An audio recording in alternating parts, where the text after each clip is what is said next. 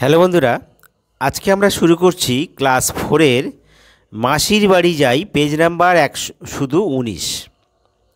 তো এই চ্যাপ্টারে তোমরা দেখো যে ঘড়ি চ্যাপ্টার সময়ের নির্ণয়, সেখানে আমরা দুটো জিনিস দেখতে পাই। একটা হচ্ছে 12 ঘন্টার ঘড়ি আর একটা 24 ঘন্টার ঘড়ি। এখন এই 12 ঘন্টার ঘড়ি আর 24 ঘন্টার ঘড়ি বলতে আমরা কি বোঝাই, সেটাকে জানতে হবে। দেখো আমাদের এই ঘড়িতে দেখো তোমরা যে 12 ঘন্টা আছে পর্যন্ত আমরা মাপতে পারবো, কিন্তু 24 ঘন্টার ঘড়ি আমরা এভাবে পারবো না। তো তাহলে 24 ঘন্টার ঘড়িটা আমরা কীভাবে করব তোমরা দেখো। প্রথমে দেখো এই যে লেখা আছে, আমরা বলছি 12 ঘন্টার ঘড়ি। তো ধরো আমরা সকাল 6টা, ধরো সকাল 6টা। এখন সকাল 6টা যখন আমরা বলবো, 12 ঘন্টার ঘড়িতে কিন্তু 6টাই থাকবে, 24 ঘন্টার ঘড়িতেও সেই 6টা। আবার 12 ঘন্টার ঘড়িতে যখন সকাল 8টা হবে, 8টা, এটাও কিন্তু সেই 8টা।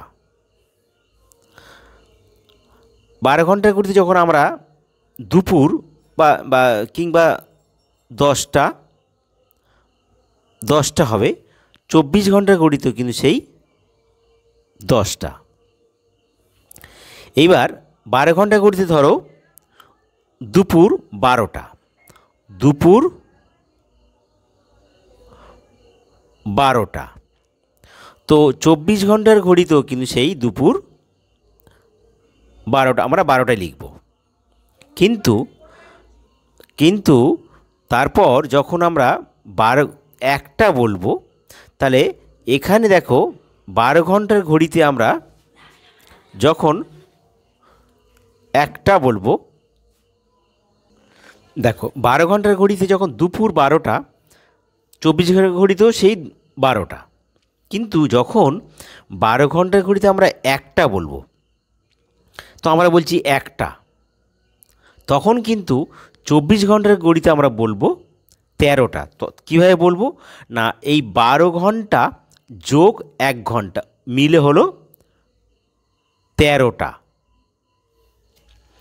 তার মানে যখন আমরা 24 ঘন্টা ঘড়ি 13টা বলছি, তার মানে ওখানে ওই 12 বাদ দিয়ে হবে 1টা। আবার দেখো 12 ঘন্টা ঘড়ি যখন আমরা 2টো বলবো, তখন 24 ঘন্টা ঘড়িতে আমরা বলবো ওই 12 যোগ 2 হবে কত, 14টা।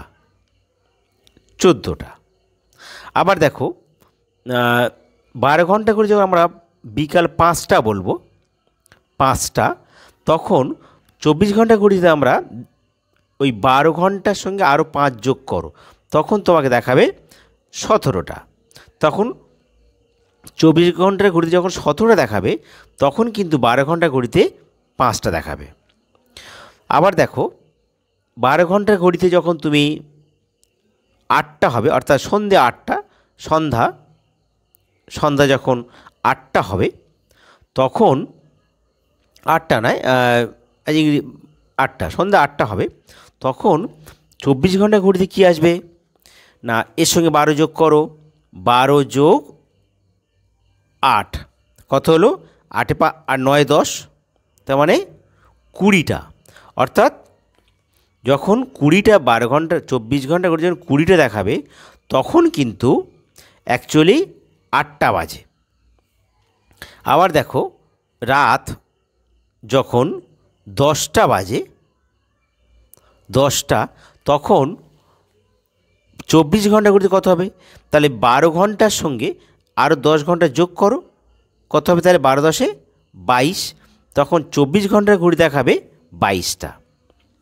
তো এইভাবে রাত যখন 12টা আসবে, রাত 12টা, তখন কিন্তু এখানে আসবে 12 যোগ আরও 12 ঘন্টা,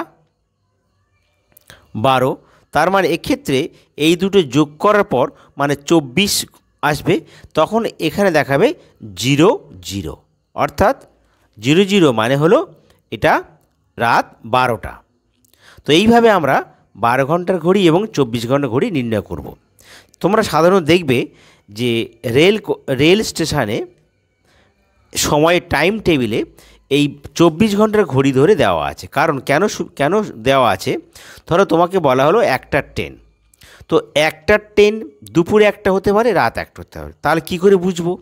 এই জন্যে যদি সেখানে একটা থাকে, তাহলে যদি এক লেখা থাকে তাহলে বুঝতে হবে যে রাত একটা।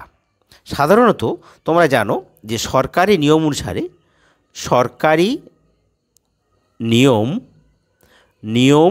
অনুসারে রাত 12টার পর দিন ঘোষণা হয়, পরের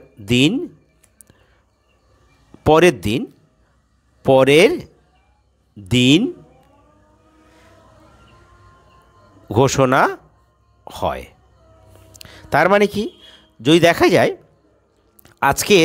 আজকে হচ্ছে মঙ্গলবার, তো আজকের রাত 12টা পর্যন্ত, মানে আগের দিন রাত 1টার পর থেকে, আর মানে একটার পর থেকে, 1টা থেকে আর 12টা পর্যন্ত, রাত 12টা পর্যন্ত, রাত 12টা মানে সেখানে আমরা লিখব কত, 24 মানে 00।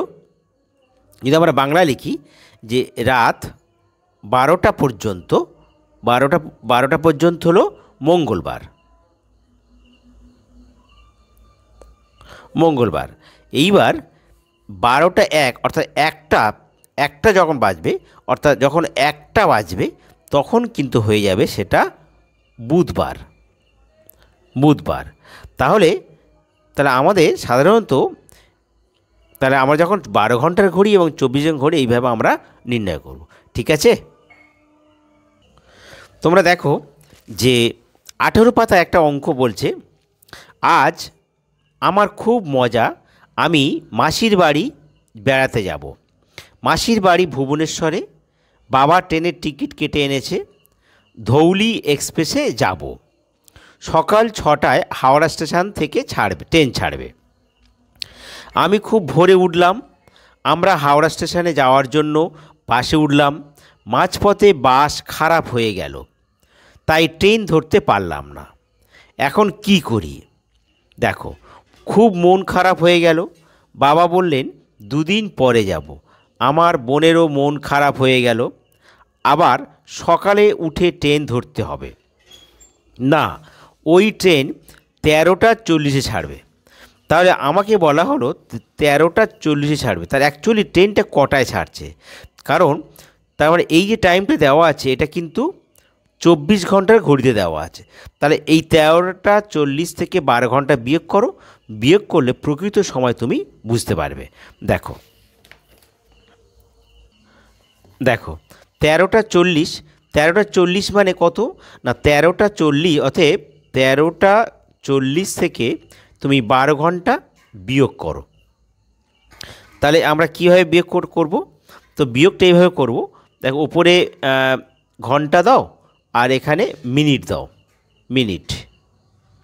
তাহলে এখানে ঘন্টায় 13 লেখো আর 40, আর এখানে 12 দাও, দিয়ে এখানে দুটো শূন্য দিয়ে বিয়োগ করো। তাহলে বিয়োগ করে সেই 0 4 2 আজ কত 3 1, তার মানে 1 ঘন্টা অর্থাৎ আমরা 1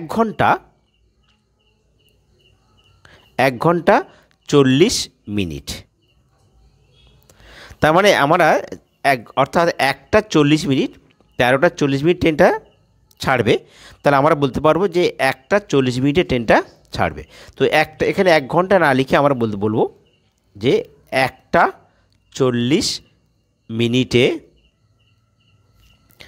ট্রেনটা ছাড়বে। এইটা আমাদের উত্তর। তো এইভাবে আমরা পরের অঙ্কগুলো আস্তে আস্তে আমরা করছি। দেখো পেজ নাম্বার 20-তে বলছে যে আমাদের স্কুলের খেলার ক্লাস বিকেল 3টা 35 মিনিটে শুরু হলো, 35 মিনিট ধরে চলবে।